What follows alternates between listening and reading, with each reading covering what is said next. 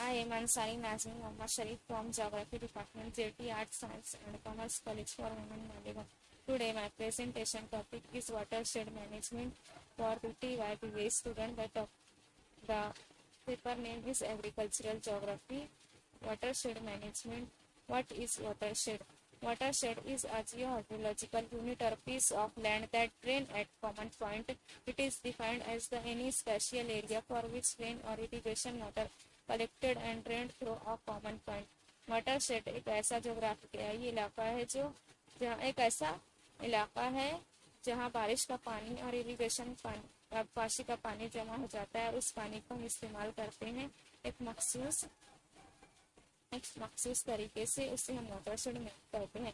What is watershed management? Watershed management is primary the soil and water conservation with basic concept. It is reduce flood and sediment controls. Watershed management एक ऐसा निज़ाम है जिसकी वजह से हम पानी और मिट्टी को तहफ़्फ़ुज़ देते हैं और इसकी वजह से सैलाबी कैफियत कम होती है और सेडिमेंट्स जो तिलछट हुए वो कम होते हैं और इसकी वजह से एग्रीकल्चरल फूड प्रोडक्शन इंक्रीज होता है. Principles of watershed management are as follows. Utilization the land based on its capacity. हम ज़मीन को उसकी गुंजाइश के हिसाब से इस्तेमाल करते हैं. जितनी ज़मीन है हम उस ज़मीन को ज़्यादा से ज़्यादा इस्तेमाल में लाते हैं, उस पर इरिगेशन करते हैं, आप उस पर एग्रीकल्चर करते हैं. Second, protecting fertile top layer soil. Watershed management की वजह से जो है वो हमारे प्रोटेक्ट होती है, हमारी जो सरफेस मिट्टी है टॉप लेयर जो है वो प्रोटेक्ट होती है, वो तहफ़्फ़ुज़ होती है. Minimising setup of tanks, reservoirs and lower fertile lands. टैंकों ज़ख़ीरा निचली सरफेस ज़मीन को जो पानी है उसे वो कम करता है. Protecting vegetative cover through out the year. इसकी वजह से वाटरशेड मैनेजमेंट की वजह से हमारा जो जंगलाती इलाका है वो पूरे साल तहफ़्फ़ुज़ में रहता है. उसकी वजह से उसे कोई नुकसान नहीं होता है, पूरा मखसूस पानी मिलता है, ग़िज़ा मिलती है उसके लिए, जिसकी वजह से वो जंगल साल भर हरे भरे रहते हैं. In situ conservation of rain water. पानी जो है वो अज़ाफ़ी आबपाशी के लिए इस्तेमाल किया जाता है. पानी को ज़ख़ीरा कर लिया जाता है, आबपाशी के लिए बाद में इस्तेमाल किया जाता है. Water harvesting for supplemental irrigation. पानी को हार्वेस्टिंग के लिए, पानी को कटाई के लिए इस्तेमाल किया जाता है. हमें फसलों को उगाने के लिए, क्रॉपिंग के लिए इस्तेमाल किया जाता है. Types of watershed. Watershed is classified depends upon size, drainage, shape and land use pattern. Watershed जो है वो डिफरेंट टाइप्स के होते हैं. मैक्रो वाटरशेड 5000 हेक्टर्स होते हैं, से भी ज़्यादा होते हैं. मैक्रो मतलब बड़ा, ऐसे 50,000 हेक्टेयर से भी ज़्यादा रकबे पर फैले हुए जो होता है वो मैक्रो वाटरशेड होता है. सब वाटरशेड 10,000 से 50,000 हेक्टेयर के बीच में जो होता है वो सब वाटरशेड होता है. मिली वाटरशेड 1000 से 10,000 के बीच में जो होगा वो मिली वाटरशेड होगा. Macro watershed 100 to 1000 hectare land area जो होगा वो मैक्रो इरिगेशन होगा. Mini watershed 1 to 100 hectare land area जो होगा वो मिनी वाटरशेड होगा. सबसे ज़्यादा जो है 50,000 से ज़्यादा हेक्टेयर होगा तो वो मैक्रो वाटरशेड होगा. Objective of watershed management. Watershed management के क्या मकसद है, क्या उसके ऑब्जेक्टिव्स हैं, हम वो देखेंगे. Supply and securing of clean and sufficient drinking water for the population. इसकी मदद से हम एक साफ और इसकी मदद से हम साफ पानी जो है वो प्रोवाइड करते हैं, सप्लाई करते हैं. Provision and security and access to sanitisation.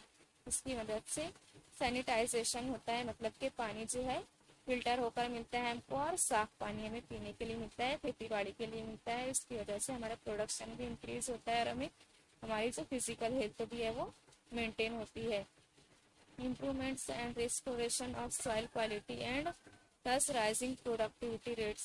इसकी मदद से प्रोडक्टिविटी रेट जो है वो हाई होती है, सॉइल क्वालिटी इंक्रीज होती है और इम्प्रूवमेंट आता है। सॉइल जो है वो हमारी इम्प्रूव होती है और उसकी क्वालिटी हाई होती है, और सॉइल क्वालिटी हाई होती है तो हमारा प्रोडक्शन भी इंक्रीज होता है। Reducing the impacts of natural hazards, जो कुदरती आफात हैं वो उसके जो असरात हैं उसको कम कर देता है, specially in the context of climate change. Climate change में ये पानी की कमी को कम कर देता है।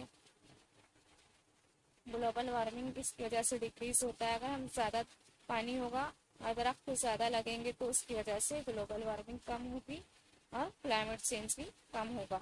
Improvement of physical health, physical health जो हमारी है और मेंटल हेल्थ इसकी वजह से इम्प्रूव होती है, क्योंकि अगर हमें ज़्यादा पानी मिलेगा, अच्छा पानी मिलेगा और अच्छी गज़ा हमें मिलेगी, साफ गज़ा हमें मिलेगी, साफ पानी हमें मिलेगा, तो इसकी वजह से हमारी फिजिकल हेल्थ जो है वो मेंटेन होगी। Factors affecting watershed management, some factors are affecting on the watershed management. First, size and shape. Size जो है, साइज एंड शेप, वाटरशेड का जो साइज है और उसका शेप जो है वो अफेक्ट करता है वाटरशेड मैनेजमेंट पर। अगर साइज उसका लार्ज है उसकी वजह से हमें वाटर कंजर्वेशन और सॉइल कंजर्वेशन ज़्यादा होगा, उसकी वजह से हम इरीगेशन फैसिलिटीज ज़्यादा फराहम कर पाएंगे, जिसकी मदद से हमें ज़्यादा प्रोडक्शन मिलेगा। और अगर हमारा साइज वो कम होगा तो हमें कम पानी मिलेगा, हमारा प्रोटेक्शन जो है वो कम होगा। टोपोग्राफी, टोपोग्राफी रिलीफ फीचर्स जो हमारे हैं माउंटेन, प्लेन, प्लेट्यू, ये भी असरअंदाज होते हैं। जैसे कि अगर हिली रीजन है तो वहाँ पर पानी जो है आसानी से मिल जाएगा, क्योंकि जो दरिया हैं ज़्यादातर हिली रीजन्स में निकलते हैं। सॉइल्स, ज़मीन जो है, मिट्टी जो है ये भी अफेक्ट करती है। अगर सरफेस मिट्टी है तो हमारा प्रोडक्शन हाई होगा, और अगर एरिड रीजन है वो अगर बंजर है, सेमी एरिड है, तो इसकी वजह से हमारे जो प्रोटेक्शन, हमारा वाटरशेड जो है वो लो क्वालिटी होगा, और उसकी वजह से हमारे पानी भी, हमारा जो सॉइल प्रोटेक्शन है वो लेस होगा। Climatic characteristics, first, precipitation, all types of water like fog, hails, thunderstorms including in precipitations. Precipitation जो है हमारी बारिश, ज़ालाबारी, ये सब चीज़ें असरअंदाज होती हैं। अगर बारिश ज़्यादा होगी तो हमारा प्रोडक्शन इंक्रीज होगा, हमारा वाटरशेड मैनेजमेंट जो है वो प्रोटेक्ट होगा, और उसकी मदद से हमें ज़्यादा प्रोडक्शन भी मिलेगा और ज़्यादा फूड प्रोडक्शन भी मिलेगा। Amount and intensity of rainfall, अगर बारिश ज़्यादा होगी तो हमें पानी ज़्यादा मिलेगा, हम इसको ज़्यादा इस्तेमाल में लाएंगे, हमारा प्रोडक्शन इंक्रीज होगा। और बारिश कम होगी तो हमारा प्रोडक्शन लेस होगा। इसकी वजह से हम बहुत एक बड़े इलाके को पानी फराहम कर सकते हैं। हम उस पानी को डैम्स में जमा कर हम एक बड़े इलाके को उससे सैराब कर सकते हैं। वाटरशेड ऑपरेशंस जो हैं, हम वाटरशेड में जो काम करते हैं वो काम भी इस पर असरअंदाज होते हैं। लैंड यूज पैटर्न, हमारा लैंड यूज पैटर्न कैसा है, हम कौन कितनी ज़मीन कैसे इस्तेमाल करते हैं, वो भी इस पर असरअंदाज होती है। वेजिटेटिव कवर, जो हमारे जंगलात है वे भी असरअंदाज करते हैं। अगर हमारे पास जंगल ज़्यादा है तो हमें वाटरशेड मैनेजमेंट को, जो हमारे अंडरग्राउंड वाटर लेवल है वो इंक्रीज होता है, और उसकी वजह से हमें पानी और हमारा जो सॉइल कंजर्वेशन है वो ज़्यादा होगा। डेंसिटी, डेंसिटी जो है हमारा हजम, हमारा रकबा जो है वो भी वाटरशेड मैनेजमेंट पर अफेक्ट करता है। इसकी वजह से अगर हमारा हजम, पानी का हमारा हजम ज़्यादा है तो इसकी वजह से हमें पानी ज़्यादा, एक जगह एक इलाके में ज़्यादा पानी हम उसे जमा करेंगे तो इसकी वजह से हम एक बड़े इलाके को सैराब कर सकते हैं। इसकी वजह से हम इरीगेशन कर सकते हैं, एग्रीकल्चर कर सकते हैं, हम उसे ड्रिंकिंग, वॉशिंग, कुकिंग के लिए यूज़ कर सकते हैं। Some of the watershed management structure, ऐसे कुछ स्ट्रक्चर हैं जो वाटरशेड मैनेजमेंट में इस्तेमाल किए जाते हैं। First, broad bed and furrows. Broad bed जो है ये रॉक क्रॉपिंग के लिए इस्तेमाल किया जाता है। लाइन बनाकर एक रो बनाकर उसको इस्तेमाल किया जाता है। इसमें ज़्यादातर tomato, potatoes and leafy vegetables are grow. इसमें हम ऐसी सब्जी, पत्ते वाले सब्जियां इस्तेमाल उगाते हैं और इसके कुछ फंक्शंस हैं। ये कंट्रोल करता है erosion and conservation soil moisture. ये सॉइल मॉइस्चर जो है वो मेंटेन करता है। सॉइल में एक नमी होती है, मखसूस नमी होती है, जिसकी वजह से हमारा प्रोडक्शन होता है, उसे ये कंट्रोल करता है। Information, broad beds system is there within the field boundaries. ये ज़्यादातर फील्ड बाउंड्रीज में बनाकर किया जाता है। ये बाउंड्रीज बनाकर किया जाता है, लाइन की जैसा होता है। इसका कॉस्ट 1800 पर हेक्टर होता है। इसका बनाने का जो कॉस्ट है 1800 पर हेक्टर होता है। इसके साइलेंट फीचर, इसके फायदे क्या है? Act as a drainage channel during rainy season. ये एक ड्रेनेज चैनल की तरह काम करता है और रेनी सीजन, ये बारिश के मौसम में ऐसे काम करता है। सरफेस वाटर जो है हम इसको इस्तेमाल कर सकते हैं। Contour बंड्स, contour बंड्स is called contour farming practice for growing and planting across a slope following it's elevation. Contour बंड्स जो हैं वो हम ग्रो करते हैं स्टेप बाय स्टेप। ये झींगानुमा हम जो आप एग्रीकल्चर करते हैं उसे कंटूर बंड्स कहते हैं। To interpret the run off flowing down the slope, इसमें जो है पानी एलिवेशन हाइट के हिसाब से ये एक ऊपर से नीचे आता है और हम इसे इस्तेमाल में लाते हैं।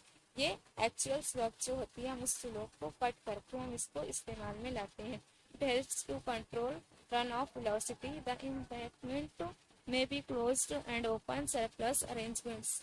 ये run off, surface run off है, उसकी वेलोसिटी, उसकी रफ्तार को कम करता है और प्रोवाइड वाटर प्रोवाइड करता है। कॉस्ट इसमें 1400 पर हेक्टर, ये 1400 पर हेक्टर इसका कॉस्ट होता है। It can be adopted and all soils, it can be laid up to 60% slope. ये ऑल टाइप्स ऑफ सॉइल में ये अडॉप्ट किया जाता है। ऑल टाइप्स ऑफ सॉइल में इसको इस्तेमाल कर सकते हैं। इसकी स्लोप जो है वो 6% से कम रहना चाहिए जब ये सक्सेसफुल होता है। It helps to retain moisture in the field. ये मॉइस्चर जो नमी है उसको जमीन में वापस जाने में मदद करता है और ये रीजन में ज़्यादा किया जाता है। चेक डैम्स, चेक डैम्स ऐसे डैम्स होते हैं जो कि डैम्स के आसपास बनाए जाते हैं। ये एक स्मॉल डैम्स होते हैं और ये वाटर वेलोसिटी को कंट्रोल करने के लिए डैम्स के आसपास बनाए जाते हैं और उसकी वजह से अगर डैम में का पानी छोड़ा जाता है तो वो पानी को कंट्रोल करने के लिए, उसकी वेलोसिटी को कम करने के लिए चेक डैम्स बनाए जाते हैं। इसको ग्लीप्लेक्स भी कहते हैं। Also called check dams are mainly built to prevented erosion and to set sediments and pollutants. ये इरोजन जो हमारे उड़िया कार्य है जिसकी वजह से मिट्टी, सरफेस मिट्टी पानी के साथ बह जाती है, उसको ये कंट्रोल करता है। सेडिमेंट्स जो होती हैं, तिलछट जो होती है, उन सब चीज़ों को पानी के बहाव के साथ किनारे ला देता है और पानी को पॉल्यूटेड नहीं होने देता। इसकी वजह से ये वाटर कंजर्वेशन होता है। रिड्यूस रन ऑफ वेलोसिटी, इसकी वजह से पानी की जो रफ्तार है वो कम हो जाती है। कॉस्ट है 40,000 से 1,00,000 पर हेक्टर इसका कॉस्ट होता है। ये बहुत कॉस्टली होता है और ये ऑल टाइप्स ऑफ सॉइल में इस्तेमाल किया जा सकता है। Thank you for all.